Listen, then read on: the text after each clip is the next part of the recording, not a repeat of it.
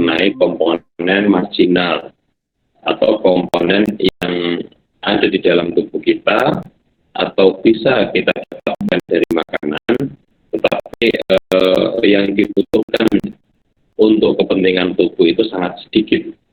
Ya. Bahkan ada yang bersifat, sebagian besar ya bersifat non esensial. Jadi kalaupun kita tidak mendapatkan komponen tersebut, sebenarnya tubuh kita dari makanan maksudnya, ya. Jadi kalau tidak mendapatkan dari makanan, pada dasarnya tubuh kita itu tidak apa-apa. Tetapi kalau tubuh kita mendapatkan asupan dari komponen tersebut dari dalam makanan, ini biasanya memberi manfaat berlebih. Ya, ada dampak yang ditimbulkan yang umumnya dampaknya positif terhadap proses metabolisme yang ada di dalam tubuh kita. Jadi berbeda halnya dengan vitamin dan mineral. Kalau vitamin dan mineral adalah komponen yang bersifat esensial, sedangkan komponen marginal ini adalah komponen yang bersifat non-esensial. Ada yang mampu disintesis oleh tubuh kita, jadi kalau nggak dapat dari makanan pun, tubuh kita mampu membuatnya, dan ada juga yang didapatkan dari makanan. Kalau yang dari makanan, tubuh kita tidak mengkonsumsinya pun sebenarnya tidak masalah. Tetapi kalau mengkonsumsi, ada manfaat lebih yang ditawarkan dari komponen tersebut terhadap sistem homeostasis atau sistem metabolisme tubuh kita.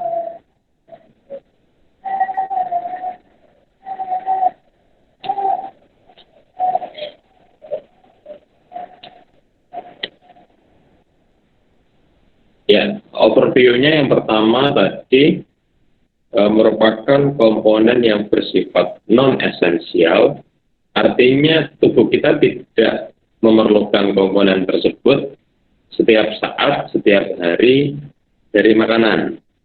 Jadi ada yang bisa disintesis di dalam tubuh kita, ada yang bisa didapatkan dari makanan. Tetapi yang hanya dari makanan pun, kita tidak mengkonsumsinya, itu sebenarnya tidak masalah. Kemudian yang kedua, dapat disintesis secara mandiri dan beberapa didapatkan dari makanan. Kemudian yang ketiga adalah ada di dalam tubuh atau dibutuhkan dalam jumlah yang sedikit. Jadi satuannya umumnya di angka mikrogram. Ya. Berbeda dengan mineral, ada makro, ada mikro, tapi yang komponen marginal, namanya aja marginal, jadi dia sangat sedikit dibutuhkan dalam tubuh kita, tidak sampai dalam satuan gram. Kemudian memiliki fungsi yang spesifik di dalam metabolisme tubuh. Jadi nanti komponen marginal ini terdiri dari berbagai macam senyawa dan masing-masing memiliki arah peran yang berbeda di dalam metabolisme tubuh kita. Nah, karena dia bersifat non-esensial, artinya tidak ada angka kecukupan gizi dari komponen tersebut. Berbeda dengan vitamin, berbeda dengan mineral yang ada AKG-nya. Apakah suara saya masih bisa didengarkan? Masih, Pak. Masih, Pak. Masih, Pak. Saya lanjutkan. Ada beberapa klasifikasi dari komponen bioaktif atau komponen marginal. Yang pertama adalah bioflavonoid atau flavonoid. Kemudian ada karnitin. Kemudian ada kolin, ada inositol, kemudian asam lipoat, ada taurin, dan ubiquinon. Yang akan kita diskusikan di pertemuan kali ini adalah 4 komponen yang pertama, yaitu flavonoid, kemudian karnitin, kolin, dan inositol. Yang pertama adalah flavonoid. Nah, flavonoid ini merupakan komponen yang berwarna cerah dan terdapat pada tumbuhan. Jadi senyawa tersebut memiliki pigmentasi warna yang berbeda, ya, bervariasi. Umumnya atau dominannya ada pangan nabati, ada dalam tumbuhan atau sayuran atau buah-buahan. Nah, flavonoid ini merupakan komponen bioaktif. Jadi dia tidak disintesis oleh tubuh kita, tetapi dia didapatkan dari sayur maupun buah dan memiliki peranan sebagai senyawa bioaktif. Nah, flavonoid ini juga dikenal sebagai antioksidan dalam batasan kuat. Jadi antioksidan kuat untuk menangkal reaksi radikal bebas. Nah, seperti kita ketahui bahwa radikal bebas adalah komponen atau senyawa radikal yang berasal dari luar maupun di dalam tubuh yang akan mengambil pasangan elektron dari sel-sel tubuh yang bersifat awalnya stabil. Nah, karena adanya perusakan dari radikal bebas, elektron dari sel-sel tubuh tadi diambil pasangannya, sehingga menyebabkan terbentuknya sel dengan komposisi elektron yang tidak stabil. Nah, nanti akan berujung pada sel yang rusak atau sel yang mengalami mutasi. Jadi dengan adanya antioksidan sebagai donor pasangan elektron, maka radikal bebas yang tadinya mau menginisiasi, mau menyerang sel-sel yang ada di dalam tubuh kita karena ada flavonoid, maka yang menjadi tameng yang diserang oleh radikal bebas adalah flavonoid. Jadi itu mekanisme peran antioksidan di sana. Nah, flavonoid ini sendiri di dalam sayuran dan dalam buah-buahan ini banyak sekali, ya, karena strukturnya berbeda-beda, kemudian jenisnya berbeda-beda, ya, tetapi dia masih dalam satu klasifikasi flavonoid. Nah, klasifikasinya ada flavonols. Flavonols ini gugus alkohol, ya. Di dalamnya ada yang masuk di dalam kategori flavonol adalah ada quercetin, kaempferol, dan miricetin. Nah, biasanya ini didapatkan pada beberapa komponen minyak atsiri dari ekstrak berbagai macam rempah, ekstrak dari berbagai macam bumbu, kemudian sayuran dan buah-buahan.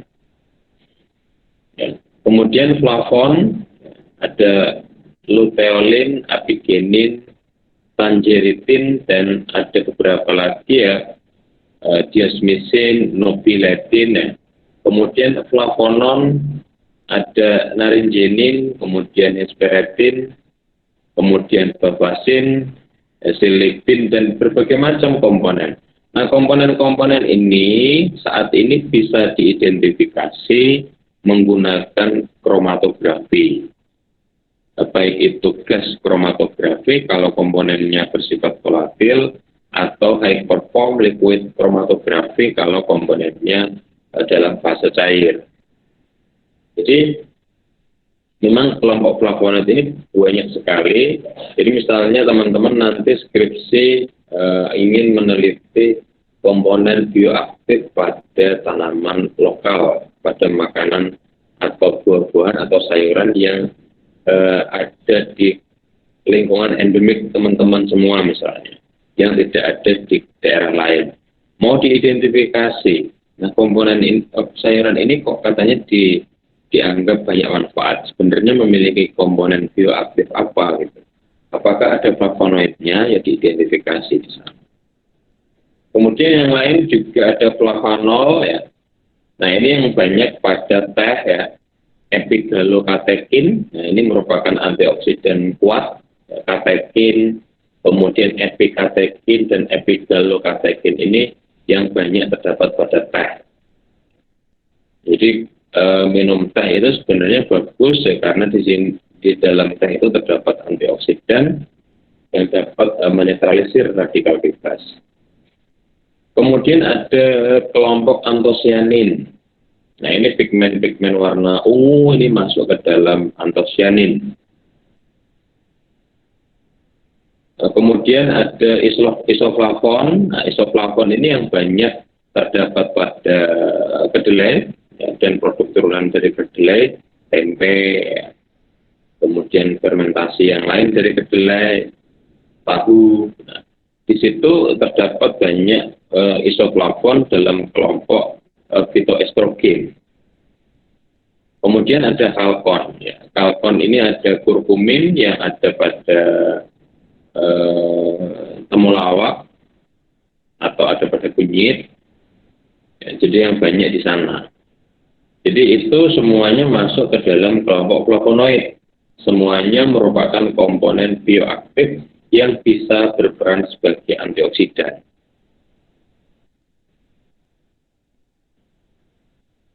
Nah, ini perbedaannya ya, perbedaan klasifikasi tadi berdasarkan struktur kimia. Nah, misalnya satu perbedaan di sini ada flavon, kemudian di sini ada flavonol, di sini ada gugus alkoholnya. Nah, sedangkan isoflavon adalah isomerisasi dari flavon. Jadi bentuknya, rumus kimianya sama dengan flavon, tetapi bentuk rantainya ini dia berbeda. Tapi rumus molekulnya atau rumus senyawanya sama. Nah, ini ya, jadi masing-masing ada perbedaan di dalam struktur kimianya. Ini antosianin ya.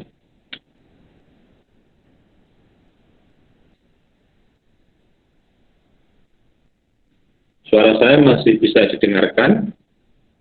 Masih, Pak. Bisa, Pak. Masih, Pak.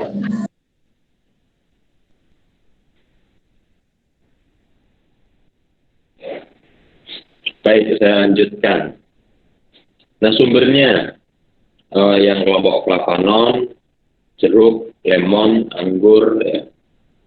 Kemudian flavonol, ya. Apel, tomat, ya. Buah beri ini termasuk ada cranberry, ada raspberry, ada blueberry, ya. Ada strawberry, kemudian ada brokoli. Nah, antosianin ini buah-buahan yang memiliki pigmentasi warna ungu biasanya, buah beri, kemudian buah jamblang atau buah naga yang warnanya ungu itu banyak sekali antosianinnya. Kemudian anggur yang berwarna gelap seperti anggur warna merah, kemudian dengan daging merah, anggur warna hitam dengan daging hitam. Kemudian flavon, ini semua kelompok anggur merah dan lemon. Nah, flavonol tadi yang ada pada teh karena ada epigalokatekin, katekin, dan epigalokatekin galat. Nah, ini juga banyak bermanfaat sebagai antioksidan.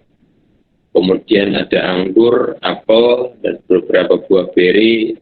Jadi buah beri ini memang banyak ya antioksidannya dalam kelompok flavonoid. Kemudian isoflavon ada dalam kelompok tempe dan produk kedelai yang dominan. Kemudian ada kalkon dari tomat, apel, blueberry, dan brokoli. Nah, metabolisme dari flavonoid.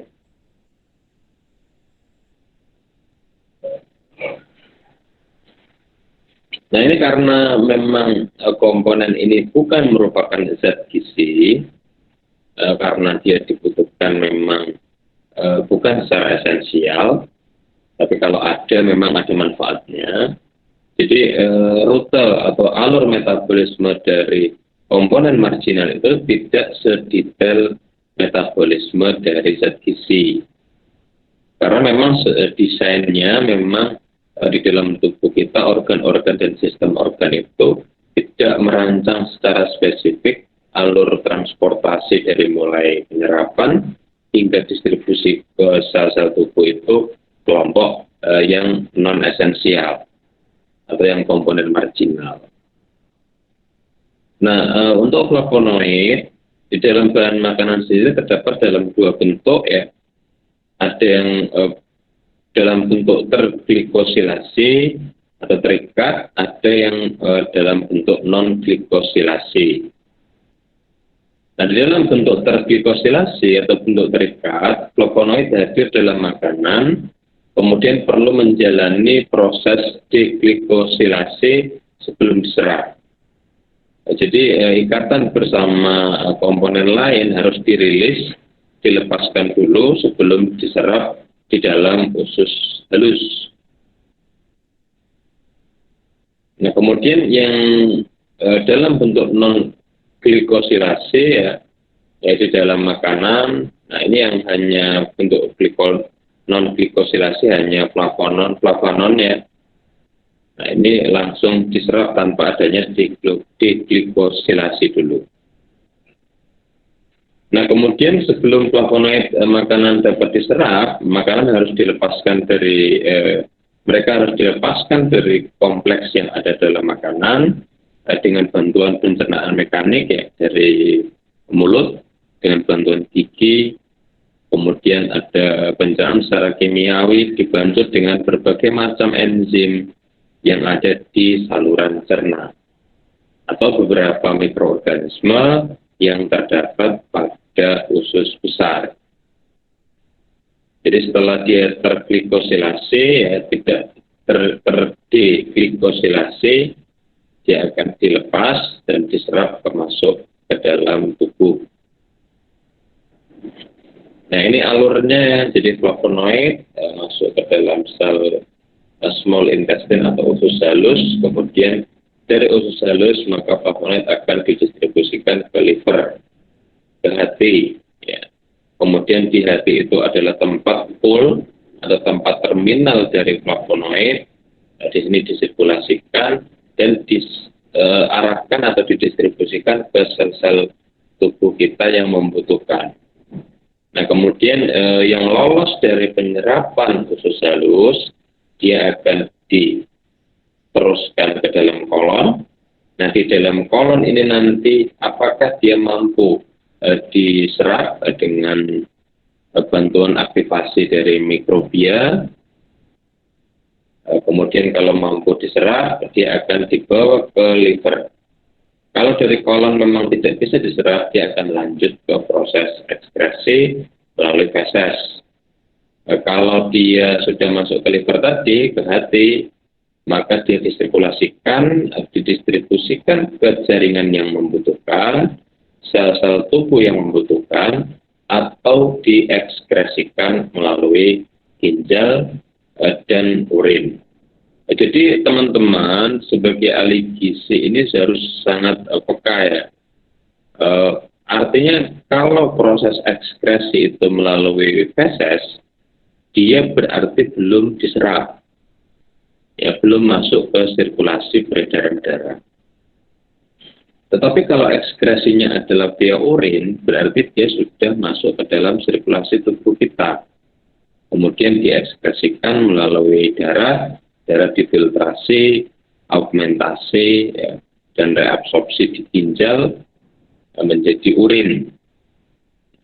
Jadi ada perbedaan alur di sana.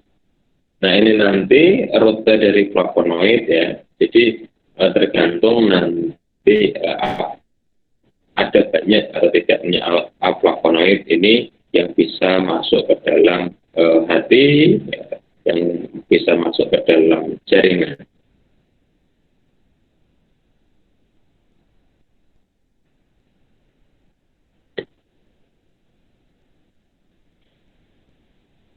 Suara saya masih bisa didengarkan? Masih, Pak. Masih, Pak.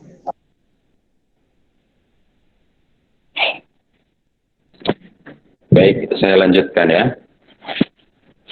Fungsi utamanya, tadi sudah saya sampaikan, fungsi utama dari flavonoid adalah sebagai antioksidan.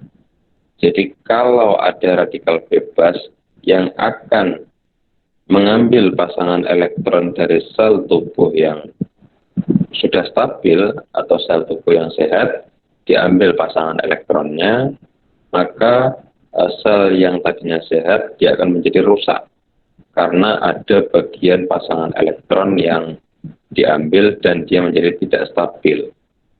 Nah, dengan adanya antioksidan, ya example-nya adalah flavonoid.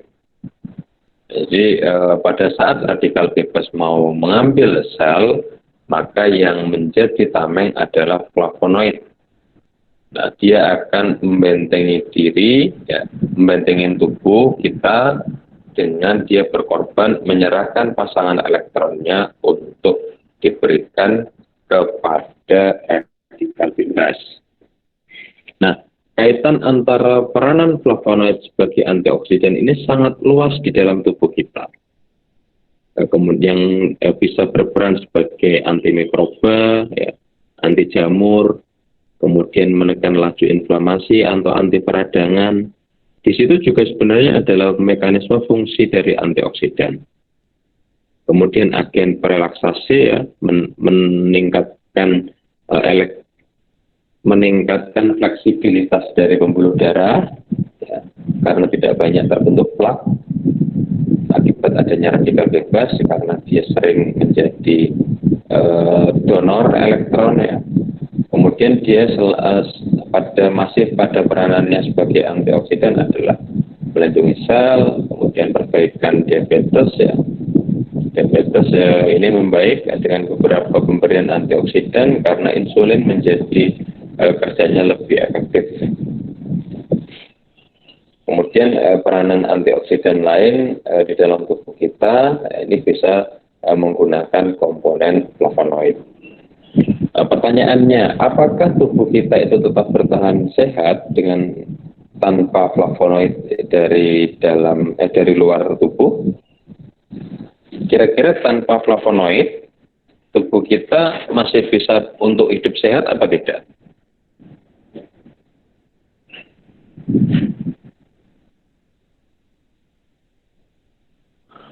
Masih, Pak. Masih, ya. Jadi dia bukan komponen esensial. Jadi nggak ada flavonoid pun kita sebenarnya nggak masalah. Tetapi kalau ada flavonoid itu bisa improve kesehatan kita.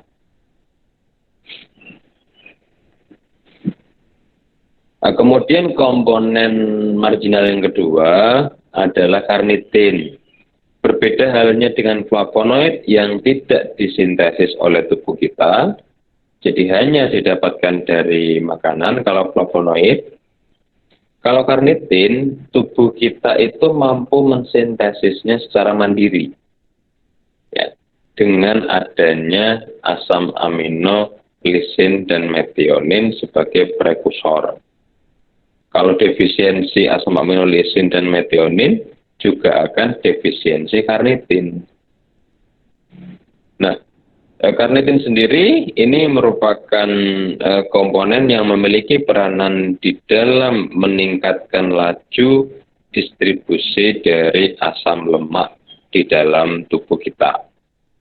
Jadi yang asam lemak yang tadinya ada di luar sel, untuk dibuat menjadi ATP, dia harus masuk ke sel. Nah, masuk ke dalam sel, masih di dalam organel, dia masih perlu masuk ke dalam mitokondria. Nah, peranan dari karnitin ini adalah menyediakan, memfasilitasi, ya, distribusi asam lemak tadi menuju ke dalam mitokondria untuk di beta oksidasi dan menghasilkan ATP. Nah, oleh karenanya karnitin ini sangat berperan di dalam metabolisme lemak tubuh. Sumber karnitin dari bahan pangan ada pada hati, daging, dan produk susu dan olahannya. Tetapi tubuh kita juga mampu mensintesis karnitin secara mandiri. Jadi juga disebut sebagai komponen yang non-esensial. Nah, ini biosintesisnya dari lisin dan metionin. Saya tidak akan menjabarkan secara detail, silakan, ini hanya untuk pengayaan. Kemudian fungsi karnitin. Ya. Arah karnitin tadi adalah membuka keran, membantu pembukaan jalur di mitokondria sehingga komponen yang akan digunakan untuk produksi ATP, produksi energi di dalam mitokondria ini akan tergantung pada karnitin. Nah, lemak ya di sini merupakan komponen yang paling sering memasuki mitokondria pada saat ada karnitin di sana. Jadi dia membantu distribusi asam lemak menuju mitokondria. Akibatnya apa? Kalau lemak ini banyak yang diambil sebagai sumber energi, maka dia akan menggeser kesetimbangan. Jadi karbohidrat nanti akan digeser perannya karena lemak ini banyak yang beta oksidasi. Nah, dengan prinsip ini karnitin ya suplemen yang dalam bentuk suplemen itu banyak dimanfaatkan di dalam dunia gizi olahraga karena dengan adanya karnitin, lemak sebagai sumber energi yang setelah karbohidrat ini peranannya lebih didominankan karena banyak ATP yang dihasilkan dari tadi yang pembakaran di dalam mitokondria dengan bahan baku lemak. Dan dengan demikian dia mampu meningkatkan laju metabolisme lemak, laju produksi ATP dari lemak, dan menekan penggunaan karbohidrat sebagai sumber energi utama. Nah, ini pada atlet yang bersifat endurance sangat bermanfaat ya, karena bisa menunda kelelahan akibat kehabisan glukosa darah atau glikogen atau. Nah, karnitin juga diberikan pada program-program peningkatan massa tubuh yang tipes lemak ya, atau program penurunan berat badan. Tetapi pemberian karnitin ini tidak diperbolehkan dalam dosis yang tidak terkontrol karena akan memicu terjadinya asidosis. Jadi kalau lemak itu terlalu banyak yang didegradasi, banyak tercipta asam lemak, kemudian banyak terjadi pembakaran lemak, di situ ada produk samping ya, berupa badan beton dengan suasana asam, maka kalau dia berlebihan maka akan terjadi banyak sekali komponen beton dan yang bersifat asam sehingga terjadi asidosis. Jadi karnitin berbeda dengan flavonoid. Kalau flavonoid itu tidak bisa disintesis oleh tubuh kita dan juga tidak esensial. Kalau karnitin kita masih mensintesisnya atau tubuh kita mensintesis karnitin secara mandiri. Meskipun juga ada yang terdapat dari dalam bahan pangan. Pertanyaannya, kalau tubuh kita tidak memproduksi karnitin, bermasalah apa tidak?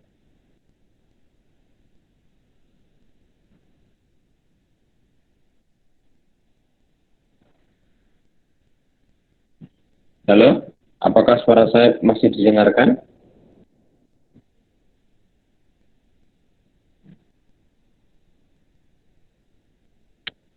Cek. Apakah suara saya masih didengar? Masih, Pak. Masih, Bapak. Masih, Pak. Ya.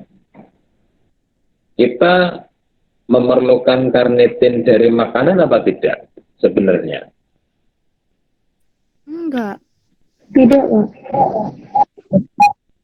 Tapi kalau ada karnitin dari makanan, bermanfaat apa tidak? Bermanfaat. Bermanfaat ya. Tapi kalaupun kita tidak mendapatkan asupan karnitin dari makanan, tubuh kita sebenarnya tetap mampu hidup sehat, gitu ya. Karena karnitin mampu disintesis secara mandiri oleh tubuh kita. Hanya pada kondisi-kondisi khusus, ya, suplementasi atau pemberian karnitin dalam dosis tertentu itu memberi manfaat. Ya, seperti ada program-program terkait dengan massa badan, ya, kemudian berat badan, kemudian performa di dalam olahraga.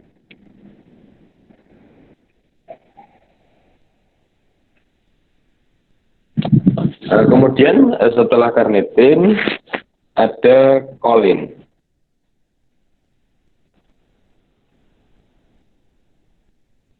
Nah, kolin ini merupakan komponen yang larut di dalam air yang biasanya ditemukan dalam makanan yang kaya akan vitamin B. Jadi keberadaannya sering bersama dengan vitamin B. B1, B2, B3, B6, B12. Nah, sama halnya dengan karnitin, kolin ini mampu disintesis oleh tubuh kita secara mandiri, sehingga bersifat juga non-esensial.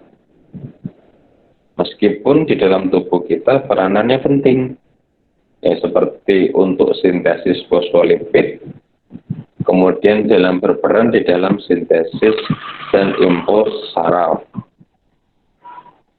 Nah, di dalam makanan sendiri, kolin ini terdapat banyak pada telur, ya, kemudian pada ikan, pada daging, pada dairy produk atau susu dan produk turunannya, kemudian kedelai. Jadi sama halnya dengan karnitin, kolin ini bersifat non-esensial. Tubuh kita mampu mensintesis kolin secara mandiri, asalkan prekursornya ada. Ya, prekursor dari kolin adalah beberapa komponen asam amino dan asam lemak esensial. Begitu juga karnitin, ya, dia juga bersifat non-esensial, tetapi syaratnya adalah prekursornya ada. Kalau prekursornya ada, ya tidak mungkin tidak dibuat, ya, kecuali ada kondisi patologis. Tetapi kalau prekursornya nggak ada, ya nggak bisa disintesis, ya, bahan bakunya nggak ada. Nah, peranan kolin sendiri ini adalah di dalam metabolisme lemak dan kolesterol. Ya, jadi ada komponen fosfatidilkolin ini membantu pencernaan lemak dan dalam pembentukan lipoprotein. Jadi dalam membentuk lipoprotein, membentuk kilomikron, ya, itu di dalamnya membutuhkan fosfatidilkolin. Kemudian berperan juga di dalam integritas struktural sel yang ada di dalam tubuh kita untuk sintesis fosfolipid dan komponen lain dari membran sel. Kemudian transmisi dan impuls saraf, ya. Sel kolin yang mempercepat sintesis, ya, dan pelepasan asetilkolin, neurotransmitter yang terlibat dalam banyak fungsi, ya, termasuk gerakan otot dan penyimpanan memori. Jadi dalam asetilkolin, ya, pada saat dia membentuk asetilkolin banyak yang didistribusikan impuls saraf. Kemudian kolin dan folat juga berkolaborasi di dalam tubuh kita dalam membentuk janin yang sempurna. Jadi terbebas dari neural defect, ya, yang tulang belakangnya tidak terbungkus sempurna, itu neural defect. Nah, ini dengan adanya kolin dan folat ini di dalam tubuh mampu berkontribusi maksimal. Jadi dari dalam makanan itu ada kolin, dari di dalam sintesis tubuh kita juga ada kolin. Nah, dia bisa memberikan manfaat, ya, dari sisi lemak dan kolesterol, kemudian dari sisi impuls saraf.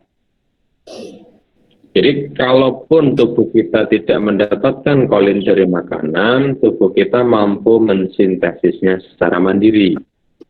Asalkan komponen asam lemak esensial dan komponen asam amino esensial itu ada di dalam tubuh kita.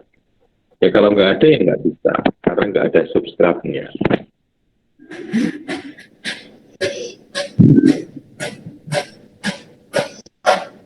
kemudian bagaimana rute metabolisme dari karnitin dan kolin, karena dia merupakan komponen yang endogenus yang mampu disintesis oleh tubuh kita, maka setelah dia disintesis, dia akan didistribusikan ke seluruh tubuh bersama dengan sistem peredaran darah kita.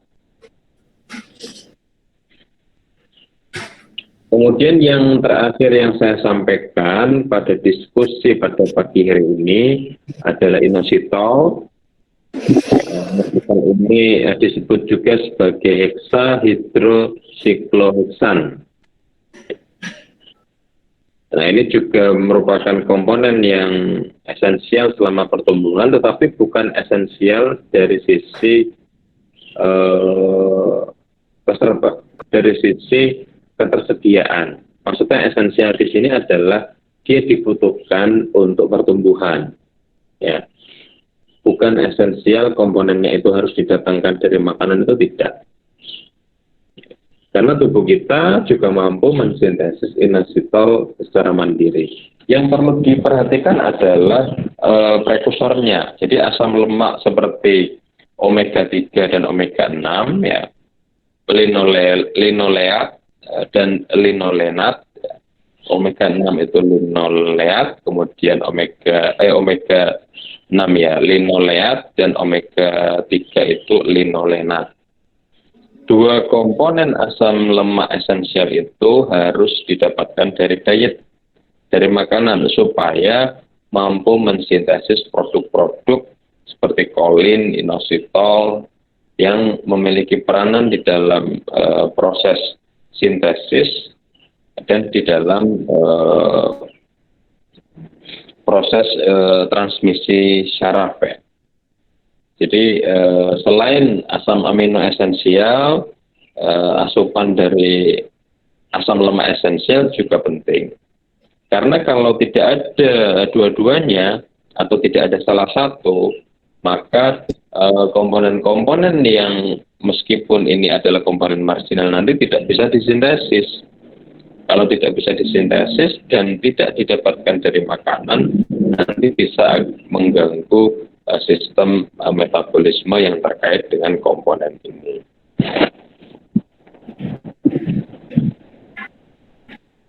Nah, fungsi utama dari inositol, ya, terutama dalam fosfatidil inositol, di dalam peranannya membentuk fosfolipid.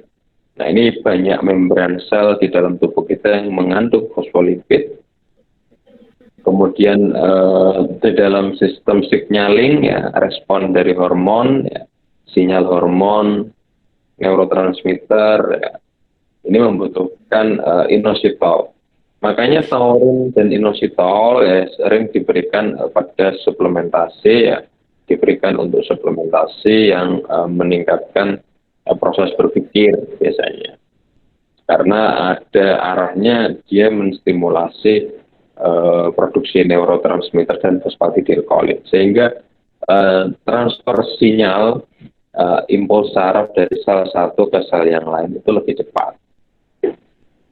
Nah, kemudian dia juga membantu persinyalan dari hormon spesifiknya ke arah insulin. Jadi dengan adanya inositol yang cukup, sinyal dari insulin ini menjadi lebih baik. Baik, sementara itu yang bisa saya sampaikan terkait dengan komponen marginal bab 1. Nanti pertemuan selanjutnya kita akan diskusi di sesi kedua melalui online atau blended, ya.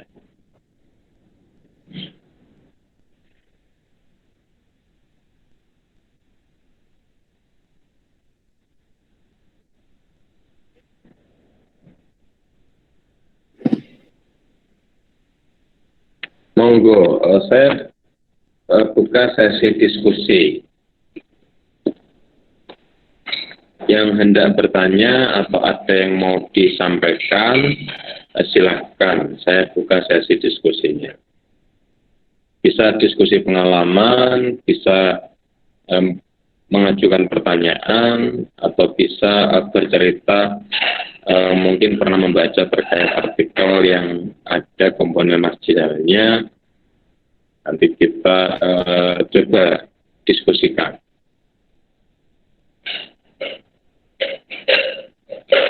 Boleh dari 3A, boleh dari 3B, dan boleh dari 3C.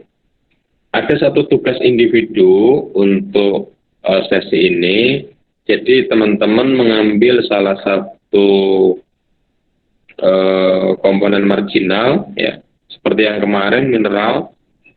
Jadi ada komponen marginal itu diambil salah satu, dicari jurnalnya, jurnal yang terkait antara suplementasi atau pemberian komponen marginal terhadap proses metabolisme yang ada di dalam tubuh kita. Bisa berupa misalnya efek pemberian karnitin pada performa apa, efek pemberian inositol, efek pemberian polin, atau komponen marginal yang lain, atau flavonoid ini ya, misalnya flavonoid ini yang banyak sekali ya, ada antosianin, ada xanthin, ada lycopene, dan berbagai macam isoflavon. Nah di situ nanti silakan dieksplor ya, kaitan antara komponen marginal dengan performa atau dengan metabolisme tubuh kita.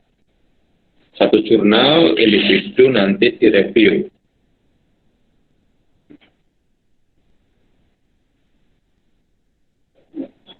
Monggo kelas 3A, kelas 3B, atau kelas 3C yang hendak berdiskusi, saya persilahkan.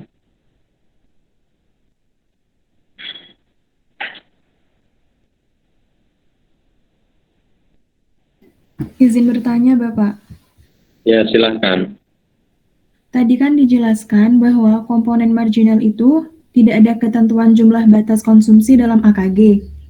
Nah, apakah kita boleh mengkonsumsinya secara esensial dalam jumlah yang banyak dan dalam setiap waktu? Baik. Jadi tidak direkomendasikan memberikan suplementasi dari komponen marginal itu dalam jumlah yang besar, kecuali dia yang merupakan kelompok antioksidan. Ya. Kalau dia dalam kelompok antioksidan, dalam jumlah yang relatif besar itu masih bisa diterima, karena dia di dalam tubuh ini memiliki banyak peran, dan juga dia akan mudah diekspresikan melalui urin. Tetapi konsumsi dari komponen marginal yang bukan golongan antioksidan seperti kolin, inositol, taurin, komponen seperti itu tidak disarankan dikonsumsi sebagai daily intake. Ya.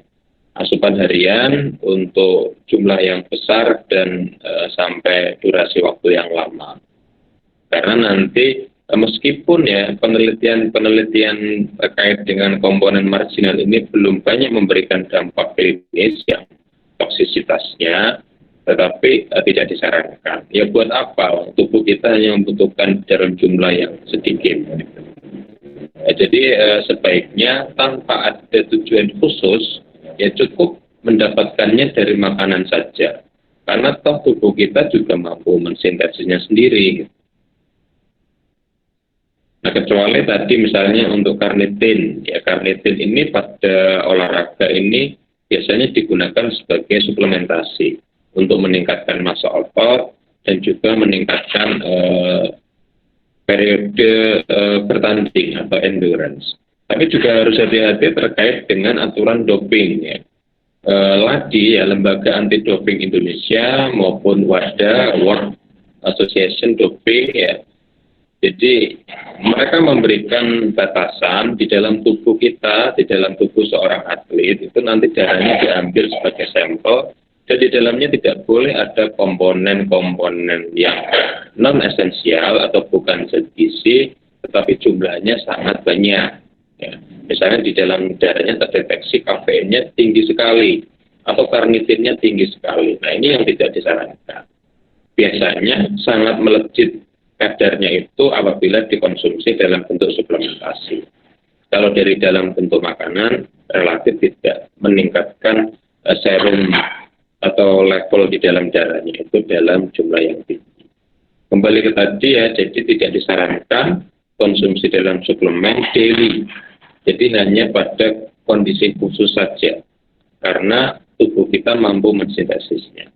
Kecuali tadi yang kelompok antioksidan bisa dikonsumsi secara daily untuk meningkatkan performa. Itu pun sebaiknya high dosis juga tidak bisa direkomendasikan. Ya, gitu. Baik Bapak, terima kasih. Ya, sama-sama.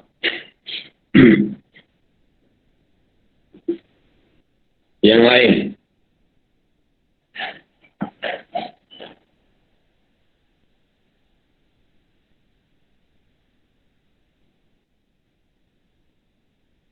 Pak, saya izin bertanya. Ya, silakan.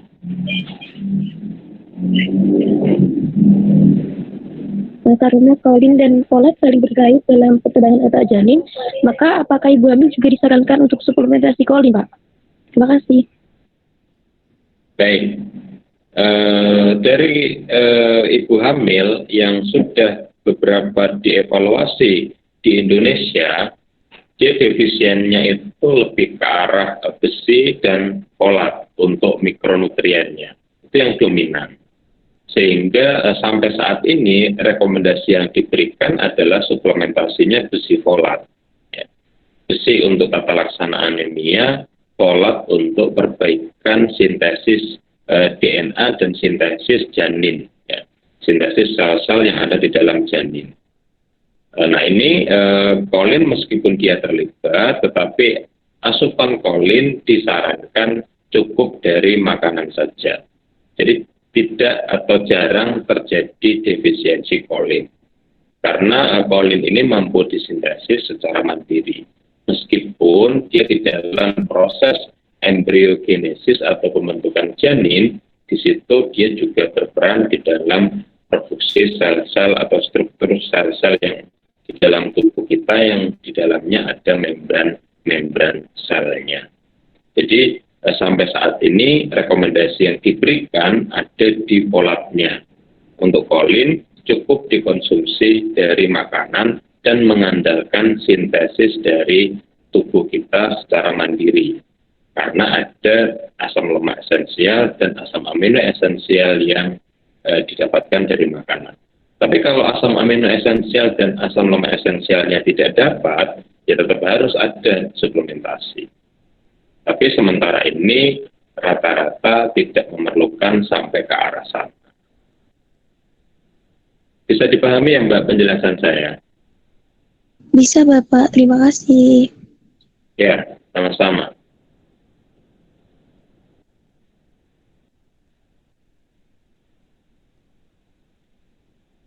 Monggo yang lain.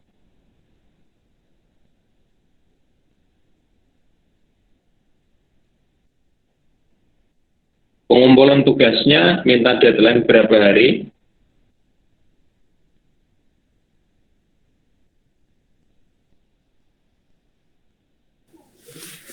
Dua minggu, Pak. Berapa? 2 minggu. Lamaan. Tugas gitu aja kok 2 minggu itu. Review jurnal kok 2 minggu. Itu kalau mau liburan ke tepi pantai itu 2 minggu nggak apa-apa.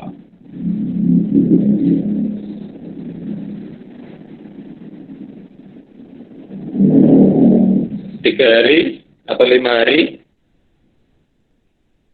5 hari, Pak. Atau 2 minggu? 1 minggu, Pak. 1 minggu.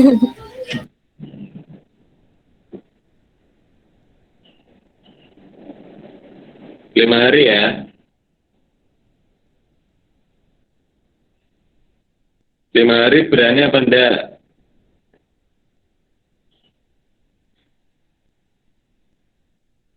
Kalau nggak ada yang respon berarti saya anggap berani ya. Seminggu aja, Pak. 1 minggu, Pak. Udah deal, Pak, 1 minggu, Pak ya. 1 Ya, minggu, deal, Bapak. 1 minggu. Deal. Jadi kalau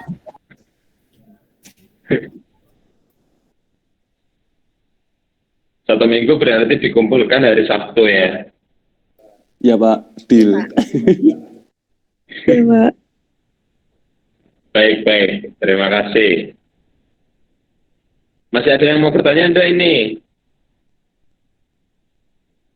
Pak, izin Tidak bertanya. Pak. Untuk Silakan jurnalnya Mbak. boleh sama enggak Pak? Ya nggak boleh.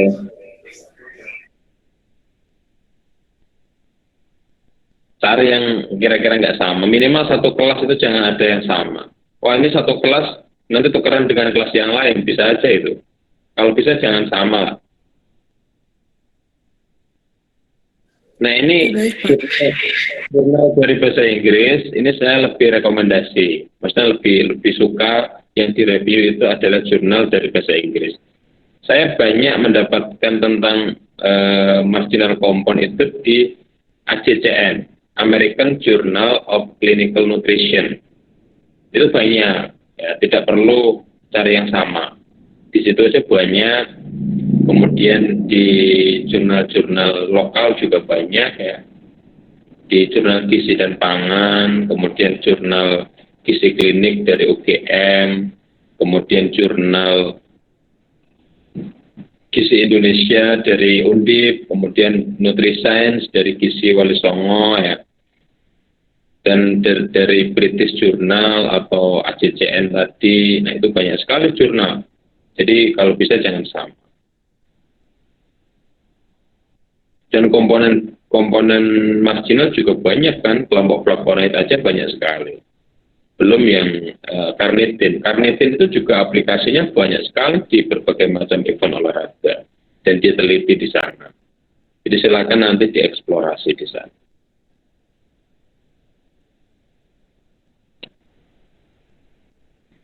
Baik, saya rasa itu. Jika tidak ada pertanyaan, yang pertama saya minta maaf karena hari Senin 2 minggu ini satu yang kemarin ya, berarti hari Senin kemarin saya ada dinas di luar kota, jadi tidak bisa mendampingi kuliah di hari Senin.